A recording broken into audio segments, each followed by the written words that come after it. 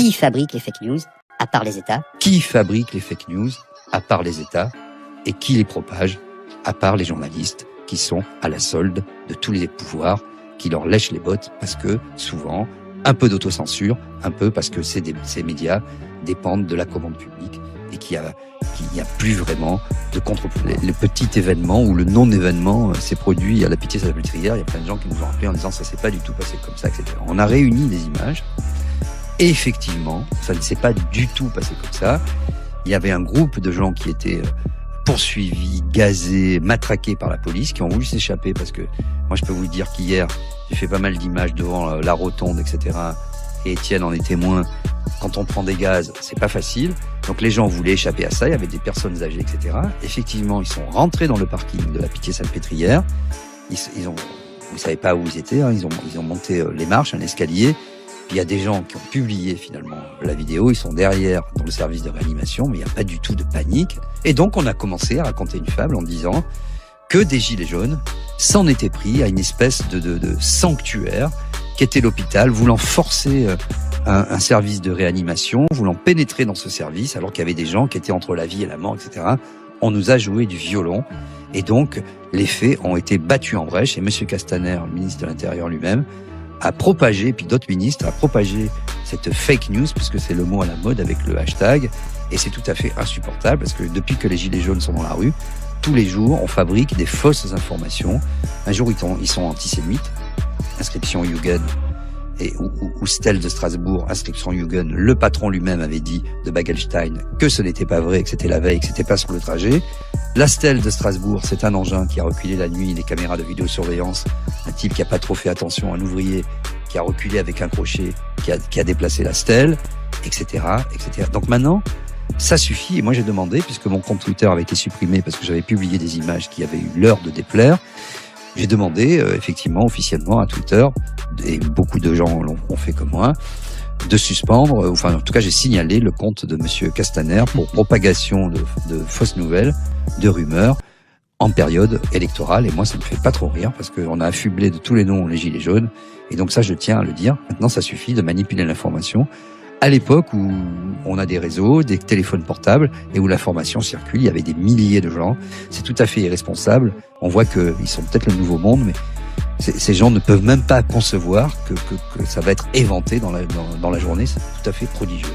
Deuxième élément, on a eu la même histoire pour ce fameux commissariat de Besançon. On nous avait dit 300 personnes fous furieux ont pénétré, ont voulu prendre d'assaut, faire un putsch, une sédition, une introduction, une guerre au commissariat de Besançon.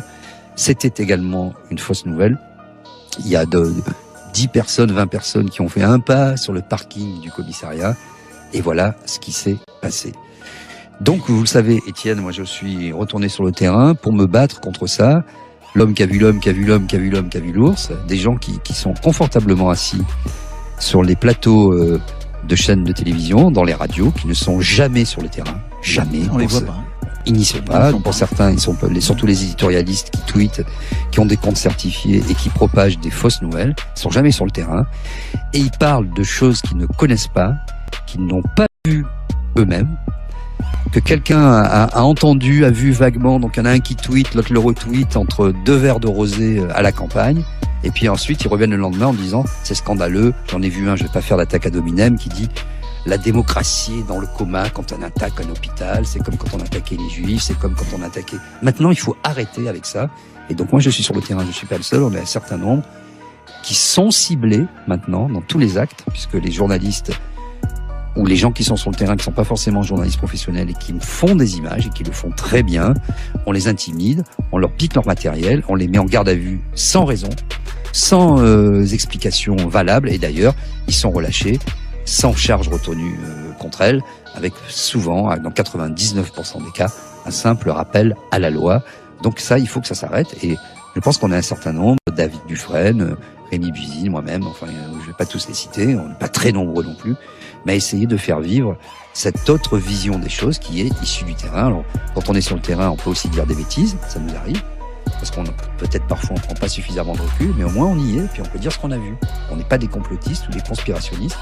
Et je rappelle que c'est pour ça que je ne vais plus sur les plateaux de télévision faire des débats avec ces gens-là, parce qu'à un moment, quand vous dites non, ça s'est pas passé comme ça, sur les Black Blocs, ça s'est pas passé comme ça, il y avait tant de monde, on vous dit que vous êtes conspirationniste, et qu'on défend des thèses complotistes. Et en fait, ces thèses, il y a une espèce d'inversion malicieuse et maléfique, j'allais dire, presque. Quand on parle du réel, on nous dit qu'on est complotiste, c'est qui quand même, c'est ce qui donne le degré de maladie, de fainéantisme, de paresse et d'idiotie quand même du système médiatico-politique qui se copie lui-même à l'envie, à l'infini comme ça. Il y en a un qui dit une bêtise au départ, puis à la fin la bêtise, parce que chacun veut mettre sa petite touche. Hein. Il fait il faut que moi je sois retweeté, alors chacun fait son petit hashtag, et à la fin vous avez du grand n'importe quoi. Et les 32 gardes à vue pour la Pitié-Salpêtrière, le parquet vient d'indiquer qu'elles ont été levées, aucune charge ne sera retenue, et on passe à autre chose. Donc voilà pour ce qui est de la fabrique. Comme je le dis souvent, qui fabrique les fake news à part les États, et qui les propage à part les journalistes qui sont à la solde de tous les pouvoirs, qui leur lèchent les bottes parce que souvent, un peu d'autocensure, un peu parce que ces médias dépendent de la commande publique et qu'il n'y a plus vraiment de contre-pouvoir.